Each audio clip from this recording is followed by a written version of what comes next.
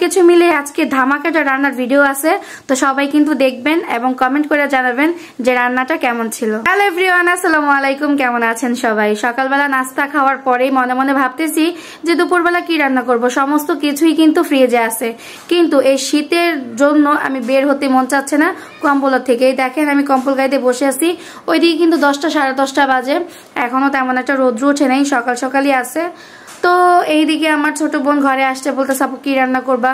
বলতেছি ভালো লাগতেছে না রান্না করতে। তো বলতেছে আপু তুমি যেটা পছন্দ করো আজকে আমি সেটাই রান্না করব, তো তোমরা যদি খাও তাহলে আমি রান্না করতে পারি। তো আমি ভাবলাম যে এরকম অফারটা মিস করা যায় না। আরেকটা কথা, আমার যেহেতু অনেক শীত করতেছে, ভালো লাগতেছে না কম্বলের নিচ থেকে বের হইতে, তো অফারটা মিস করিনি। তোকে বললাম তো ঠিক আছে রান্না করো। ছোট বোন আমাকে তার ঘরে নিয়ে আমাকে বলতেছে তুমি রান্না করো, আমি কাইটা কুটা দিতেছি। এটা কোনো মানে হয়? শীতের জ্বালায় খাটের থেকে নামতে মন চায় না, সেই দিকে আমাকে দাঁড়ায় দাঁড়ায় রান্না করতে বলে। কেমন লাগে বলেন তো? তো কিছু তো আর করার নাই, যেহেতু ছোট বোন আমার কাছে আবদার করছে আর আমি আমার বোনের কাছে আবদার করছি, তো দুইজনের আবদার রাখবো। তো সবকিছু মিলে আজকে ধামাকাটা রান্নার ভিডিও আছে। এইদিকে কিন্তু আমার ছোট বোন কাজের দিক থেকে অনেকটাই ফাস্ট। সে সুন্দর করে ইলিশ মাছগুলো ধুয়ে তারপরে পরিষ্কার করে সে কিন্তু হলুদ মরিচ মাখিয়ে মাছগুলো ভেজে নিচ্ছে। মাছগুলো কিন্তু বেশ বড়ই ছিল, কিন্তু ভিডিওতে কেন ছোট দেখা যাচ্ছে বুঝতেছি না। তারপরে কিন্তু পাতিল বসিয়েছি, তেলও দিয়েছি অনেকগুলো পেঁয়াজ, তারপর আদা রসুন হলুদের গুঁড়ো মরিচের গুঁড়ো, সাধারণত আমরা যে যা খেয়ে থাকি তাই দিয়েছিলাম। তারপরে ধুয়ে রাখা পানি ঝরিয়ে রাখা সবজিগুলো পাতিলে দিয়ে দিয়েছি। এরপরে টমেটো দিয়ে দিয়েছি, কারণ টমেটো আমি অনেক পছন্দ করি। রান্না করতে করতে এক ফাঁকে তাকিয়ে দেখি আমার মেজো বোনের ছেলে আমার ছেলের দিকে তাকিয়ে আছে চিপস খাওয়ার জন্য।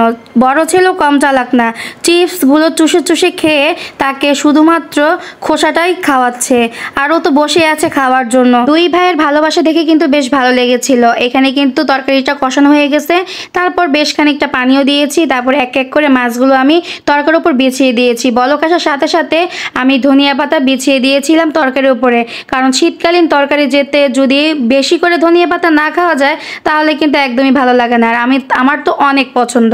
এরপর আমি তরকারিটা হাত দিয়ে ঘুরিয়ে নিচ্ছি, চামচ বা খুরচুন লাগানো যাবে না, কারণ মাছগুলো বেশিরভাগই ভেঙে যাবে। আর এই হচ্ছে ফাইনাল লুক তরকারির। মাশাআল্লাহ, যখন এডিট করতেছিলাম তখন মনে হচ্ছিল যে আমি একটু আরো বেশি করে খেয়ে নিতে পারতাম।